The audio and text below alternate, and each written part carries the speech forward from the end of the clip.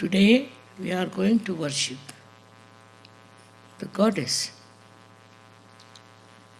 That's the left side programming is with her. But later on at Sahasrara, she is the Adishakti. And on the left side, whatever she does is already written, as you must have seen, because she is the memory, and that she is the wisdom.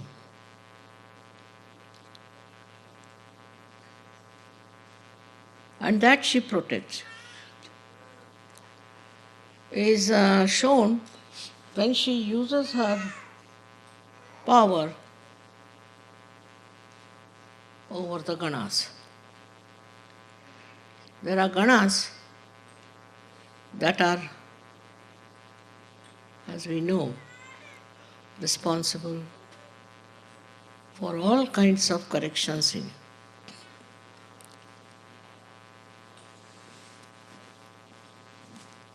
These are the Ganas which act through the left side. As we know very well that cancer is caused by the problems of the left side. And on the left side are these Ganas, which are completely in unison with the Devi's powers. She doesn't have to tell them, she doesn't have to guide them, they are already built up like that. And these Ganas are the ones which I should say target. They target the disease and cure you.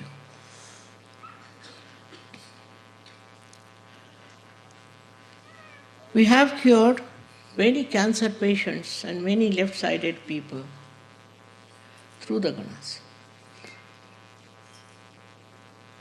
But Ganas won't listen to anybody else. And Ganapati is their leader, I should say, their controlling. So if your Ganapati is all right, then problems are less. But if the Ganapati is not all right, then all kinds of problems can come up. And they can torture you. This is one of the things I am so particular about, that we must get our Ganeshas correct. The other day I received a big envelope with letters saying that Mother, difficult to control Ganas, but difficult to control Ganapati itself. So what should we do? We get into traumas. A simple thing is, at such a point when you are in a trauma, and when you cannot overcome this defect of the Ganapati, then what you should do is to meditate. Meditation is the only way you can overcome Ganas. The first of all is the upbringing of the children. And then atmosphere as it exists. With these two important factors, you can do well with the Ganas. But the problem is that human beings get lost and they don't look after their Ganapati. So as you worship the goddess, you are also worshipping Sri Ganesha, who is the power behind her. But the greatest power that is belonging to the Mother is your protection. Protection from all kinds of things. All the left-hand side protections are there. They are described, as you must have learned on the Devi Mahatmya, what a protection she gives. So tremendous in her protecting power. And this protecting power gives you understanding how kind she is and how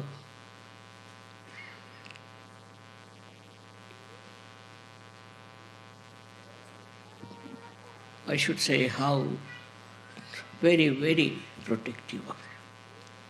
Extremely protective.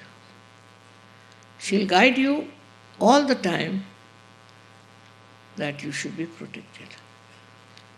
On the left side. And through her ganas, she looks after you. But on the right side also. Those who are on the right side, the goddess puts her powers to put you right, to bring you back to normal conditions, to humble you down and make you understand that you are a child of the mother and you have to behave like a child.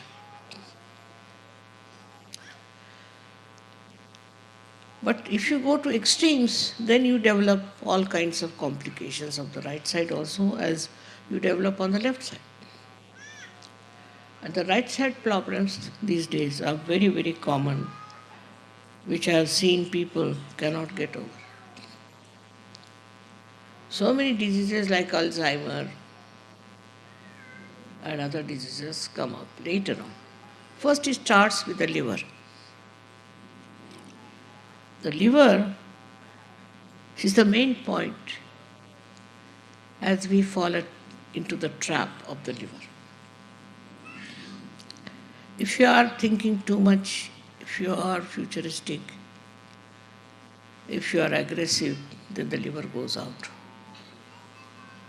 Because you use liver's power to do all that. And when your liver power is over, you are finished with liver power, you can develop so many diseases, so many troubles that you cannot overcome it.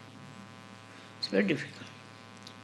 Of course, with Sahaja Yoga, so many people's liver has been cured, so many people. And it has been doing wonderful work as far as the liver is concerned. But one should humble down and try to keep the liver all right. So the protection is also built in your body by ganas on the left hand side and by reactions on the right hand side.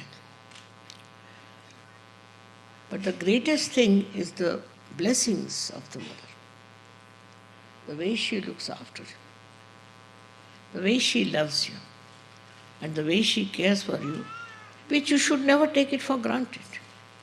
You must meditate. You must meditate. It's very important. No question. Without meditation, you can keep yourself all right. It's no question. Meditation is the most important thing which must be followed. Because that's how you come close to her vibrations, come to her, I should say, to her nature. Even animals are so sensitive to mother, very sensitive to vibration. Animals are. But human beings have their own understanding, have their own freedom, have their so-called intelligence, and they fall a trap to it. They follow things which they should not have. So what is necessary very much in the country like America is the devotion and bhakti. These two things are not there. Indians take to Sahaja Yoga and go deep down into it because they know what is bhakti, what is devotion. All this ego and all that melts away. But this bhakti is to be enjoyed. I don't know how to create bhakti within. That I can't say. But I've seen people with bhakti they have achieved great heights, though it's a left side movement. With the left side movement, they have achieved great heights. I don't know how the Bhakti and Sharadha has helped them so much. In this, I must say, Indians are the best because they have this power of Bhakti and of Shraddha. It's not madness. It's not madness as they have here. I've seen people who get into some sort of a cult or something, they go mad. It's not madness. Bhakti is love, and love which is understanding, which understands what is bhakti is and Shraddha. Unless and until you develop that bhakti and Shraddha within you, you cannot rise. You cannot rise above your problems. You cannot rise about your personality. Because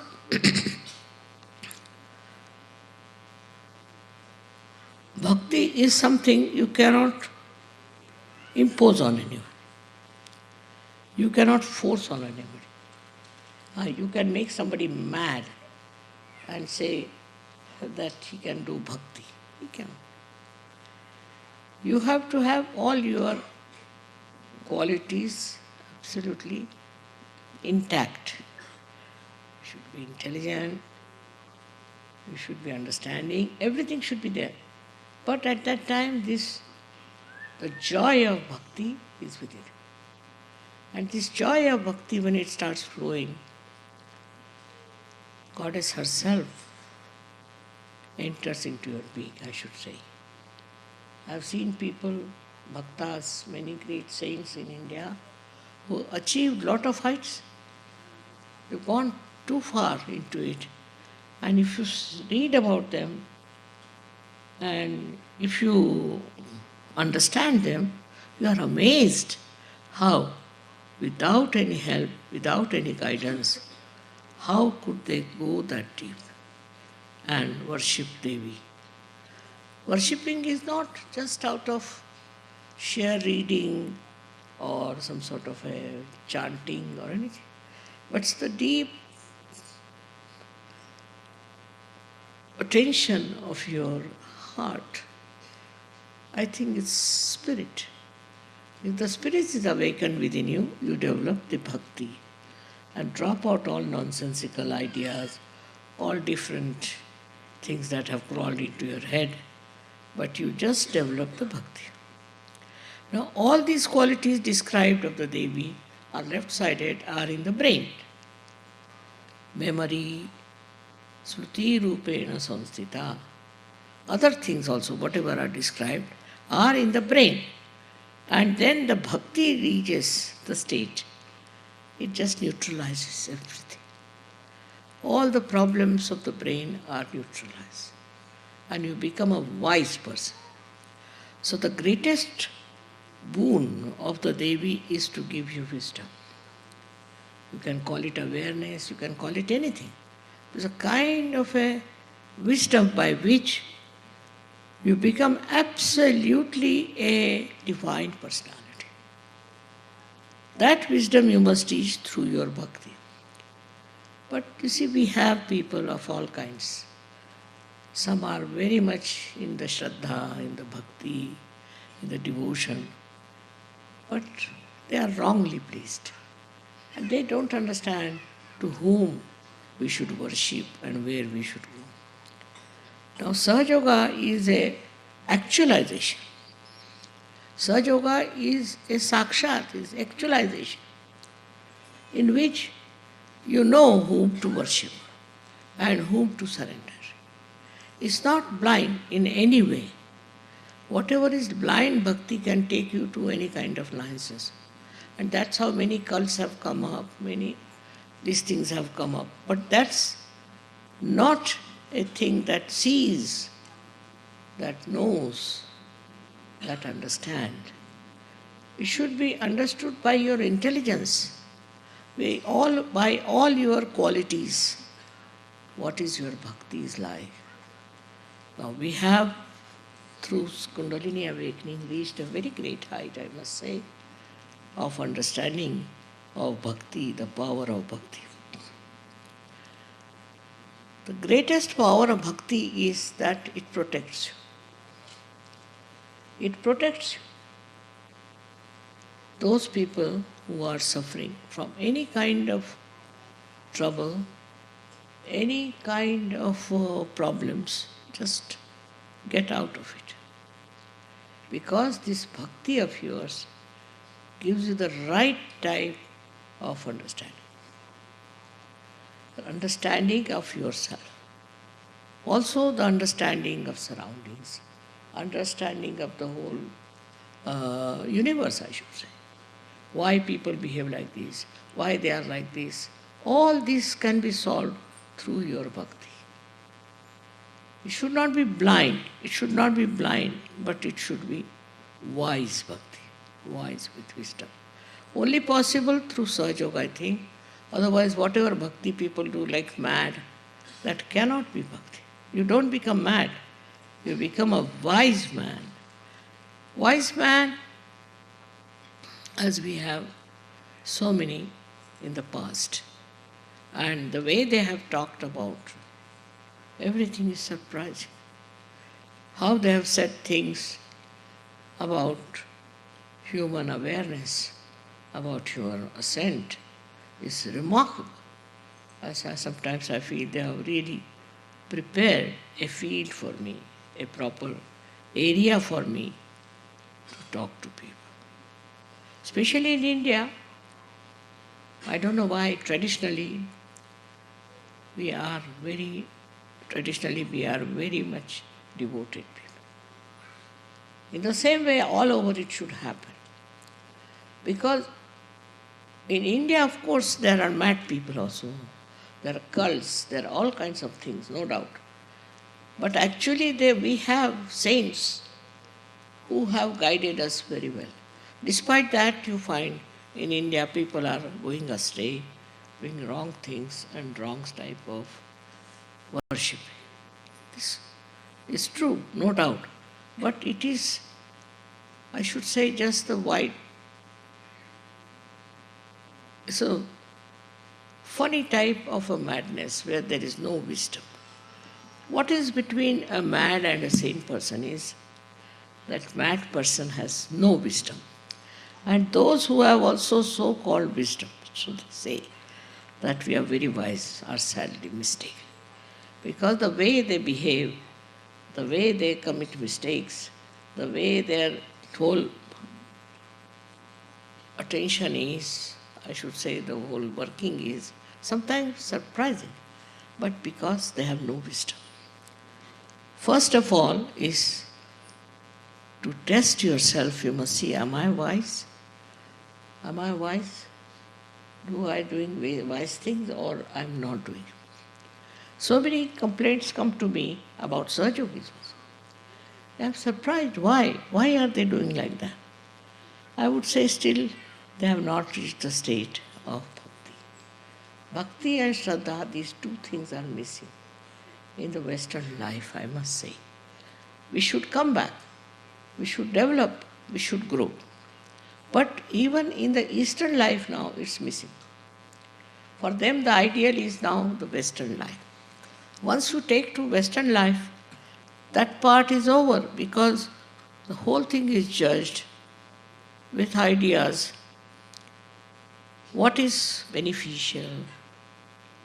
What is helpful in life? But bhakti and Shraddha, according to them, is of no use. That doesn't help. Most of the people nowadays think like that. But you are very few who have understood what is bhakti and what is Shraddha. So I would say the goddess gives you bhakti and Shraddha. By what? She gives you through your meditation, that you see so many miracles happening in your life. And you are amazed how this has happened. We never expected this to happen. How it has happened. How it has worked out. Also, she corrects you. All the time, if you are aware, she corrects you and tells you, don't go this way. you are going on the ego side.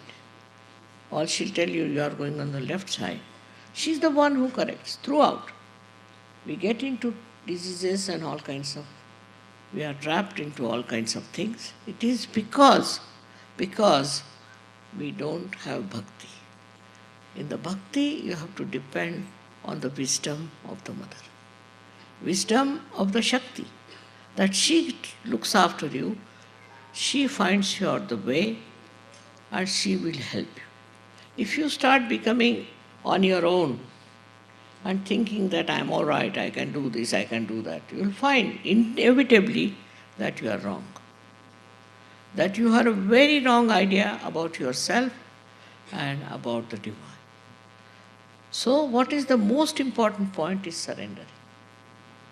The word Islam means surrender. But Muhammad Sahib has described what you should have before surrender is your realization. But you have seen after realization, people take time to settle down. But once you are settled down, you understand that you are under a protection of the goddess, that you see every day how it works and how it helps you. Many people who are in Sahaja Yoga so-called have great respect for me, but are not fully there. Then they suffer and they have problems. And then they ask me, Mother, how is it I have got this problem? I don't tell them. Because you can't tell anything to human beings. You see, they are very aggressive. But the fact is, because you are not one with the divine. And with the divine, if you are one, you will have nothing but compassion and love. Nothing else. And everything you will do so smoothly, so nicely. People may not understand. Like they crucified Christ, they did all kinds of things, agreed. But now, you should ask for the protection of the goddess. Because that is the greatest quality of the goddess, that she protects you from all problems, from all troubles, from all kinds of nonsensical, things that can happen to you. And there are so many things that happen. I tell you, I was told that one of the leaders of Sahaja Yogi was killed. I said, not possible. And the fellow was in Rome. He was not killed. So, it's not possible that a young man should be killed like that. Of course, till somebody is old, you have to die. But that he was killed was not a right thing. So it is the protection, not only physical, mental, emotional, but spiritual protection comes to you. Spiritual protection in that what you do is that you don't do wrong things. You don't kill anybody. You don't torture anybody. You are not rude to anybody. That is the situation into which you all can enter, because you are Sahaja Yogis. You can achieve it. You have a power to do it because you have so much Sharadha and so much understanding that you have reached a certain state of protection, of growth, of wisdom. Now first test your wisdom. You must test your wisdom. If I am doing this, is it wise? Is it good? Why I am doing it? First test your wisdom. Then you will find out that many things you do which are wrong, which should not have been done.